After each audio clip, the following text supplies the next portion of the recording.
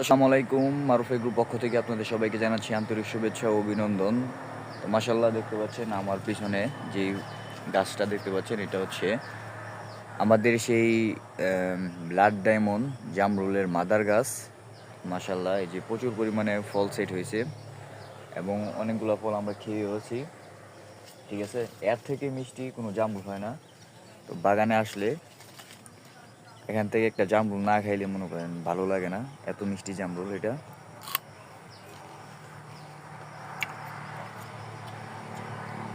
ঠিক আছে,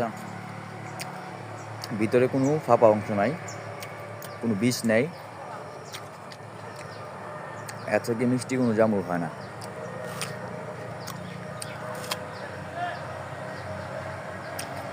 কোনো খালি অংশ নাই, পুরোটাই খাওয়া যায়।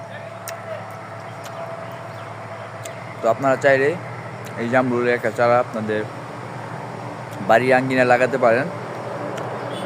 ইতিপূর্বে আমাদের বাংলাদেশে যে জামরুলগুলো ছিল ওইগুলো কিন্তু পাংশা পাংশা লাগে, এত মজা লাগে না। কিন্তু এই যে এই জাতটি ব্লাড ডায়মন্ড, এটা আপেলের মতন মিষ্টি লাগে। এটা আপনারা না খেলে বুঝবেন না। তো যারা খেতে চান আমাদের বাগানে চলে আসবেন, এখন খেয়ে তারপর চারা নিতে পারবেন ইনশাল্লাহ, কোনো সমস্যা নেই। 100% গ্যারান্টি মিষ্টি হবে।